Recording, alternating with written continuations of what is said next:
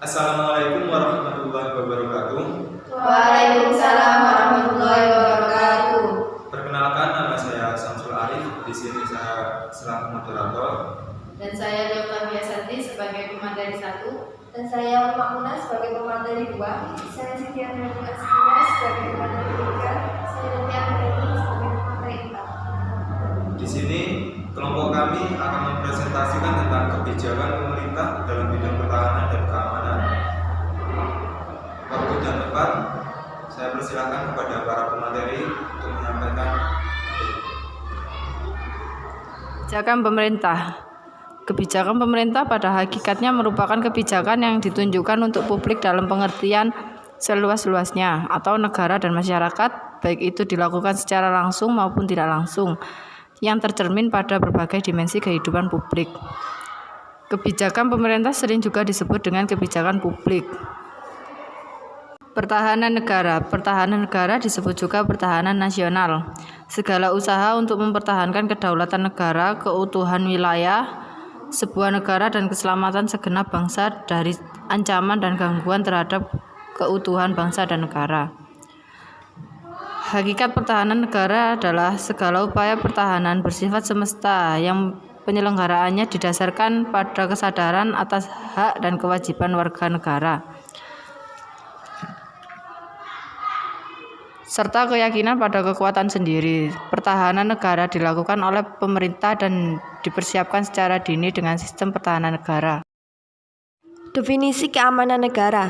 Keamanan merupakan istilah yang secara sederhana dapat dimengerti sebagai suasana bebas dari segala bentuk ancaman bahaya, kecemasan, dan ketakutan. Menurut Arnold Wolfers, masalah utama yang dihadapi setiap negara adalah membangun kekuatan untuk menangkal atau mengalahkan suatu serangan. Dengan semangat yang sama, kolom keamanan nasional dalam International Encyclopedia of the Social Sciences mendefinisikan keamanan sebagai kemampuan suatu bangsa untuk melindungi nilai-nilai internalnya dari ancaman luar. Ciri-ciri ketahanan nasional. 1. Merupakan kepentingan atau persyaratan utama bagi negara. 2. Difokuskan untuk mempertahankan kelangsungan hidup dan mengembangkan kehidupan. 3. Didasarkan pada ajaran Astragatra 8 Gatra kehidupan nasional. 4. Wawasan nasional mengarahkan ketahanan nasional. 5. Pertahanan terhadap keamanan negara. Selanjutnya, jenis-jenis pertahanan. Yang pertama ada pertahanan militer untuk menghadapi ancaman militer. Dan yang kedua, pertahanan non-militer atau nirmiliter untuk menghadapi ancaman non-militer. Komponen pertahanan negara.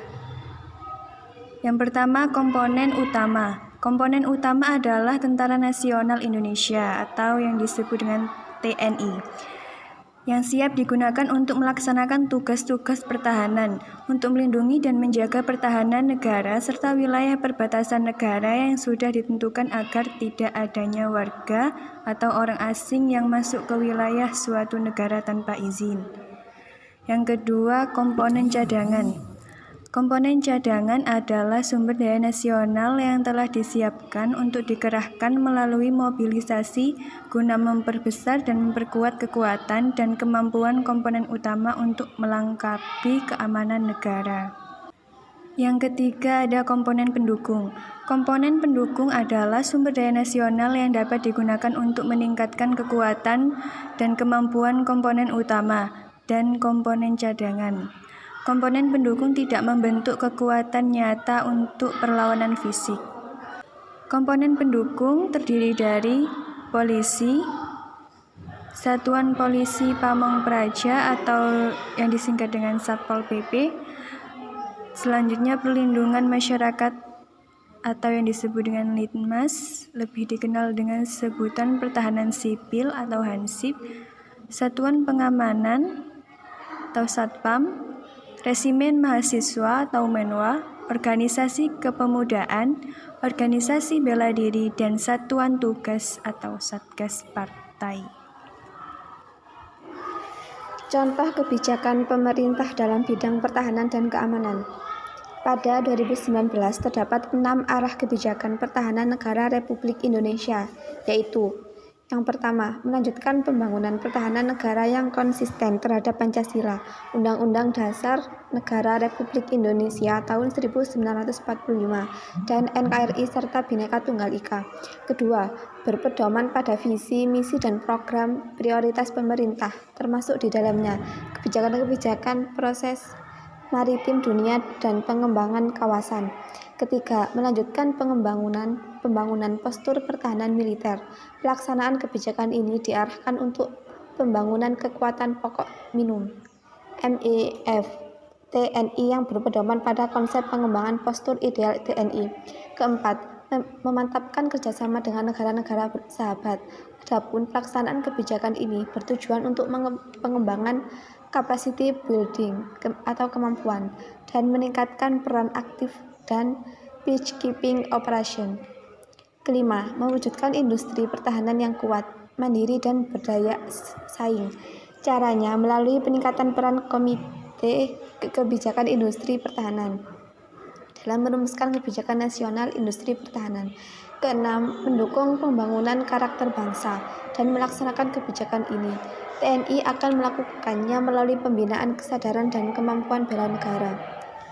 Kesimpulan, pertahanan negara adalah segala usaha untuk mempertahankan kedaulatan negara, keutuhan wilayah negara Republik Indonesia, dan keselamatan segenap bangsa dari ancaman dan gangguan terhadap keutuhan bangsa dan negara. Pertahanan negara melingkupi bidang-bidang politik, sosial, budaya, dan persatuan. Baik, itu tadi materi yang sudah disampaikan oleh kelompok kami. Terima kasih untuk para presenter. Kurang lebihnya kami mohon maaf. Saya akhiri. Assalamualaikum warahmatullahi wabarakatuh. Waalaikumsalam warahmatullahi wabarakatuh. Terima kasih. Thank you. Jangan lupa